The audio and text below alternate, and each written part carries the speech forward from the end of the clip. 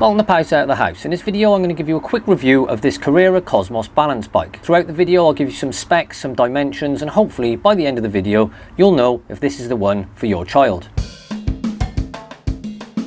So the first thing to note is that the frame is made of aluminium and the total weight of the bike is approximately 4 kilograms. If you look at the handlebars and the stem, you'll notice they're one piece as they're welded together, eliminating the extra bolts there, which to be quite honest, makes the design a lot simpler and less likely to go wrong. The stem is attached to the top of the forks using these two Allen bolts here and here, and then there's an Allen bolt on the top that tightens down this cap. If you look under the handlebars, there are these spacers. These can actually be removed and placed on top of the stem, lowering the handlebar if required. On the handlebar, we've got some nice chunky grips, and then this thick stopper on the end not only protects your child's hands but protects the handlebars if the bike is dropped on the floor, which, let's face it, is inevitable. Moving across to the left hand side of the handlebar, we got this brake lever, and this controls the back V brake. The lever position can be adjusted by altering this anodized red screw by there by either tightening up or loosening off. The wheels are 12 inches in diameter from top to bottom, including the tyre, and they are tightened up with these nuts either side using a 15mm spanner. They come fitted with these nice chunky hybrid tyres, providing lots of grip on the flat surfaces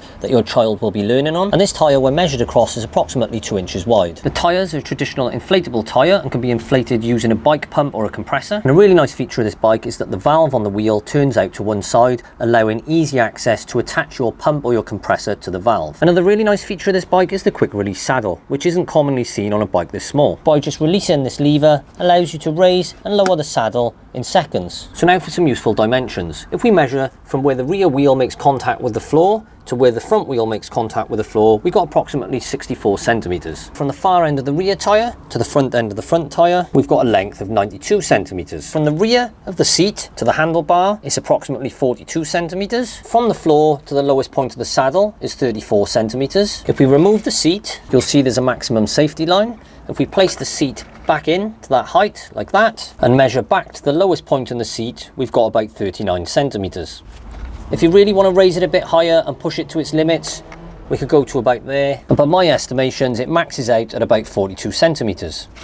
When we measure from the floor to the handlebars, we get about 56 centimeters, but don't forget we can remove those spacers and drop the handlebars down by about 15mm if required. As you can see, the finish of the bike is a nice matte blue paint. The handlebars and wheels are powder coated black, which match the colour of the V-brake and the brake lever, and it's an all-round really good looking, great quality bike. So all in all, I can't fault this bike. It's progressed my son's cycling no end in a matter of weeks. The 12-inch wheels ride out bumps no problem at all. It's got good inflatable chunky tyres that provide lots of grip and stability, allowing your child to maneuver around all over the place. There's a good range of seating height to grow with your child. You've got the quick release saddle, which is great because if you haven't been out for a few months with your child, they go out, they've grown an inch or two, you can flip that open, lift it up, and just adjust it in a matter of seconds. It's extremely lightweight, it's very well built, and the only downside I can really see is probably the price at the moment, as it's currently retailing about £110 in Halfords. But what I would say is, if you're willing to hold out for a few offers or trade in your old bike, you can potentially get up to 25% off the price of this bike.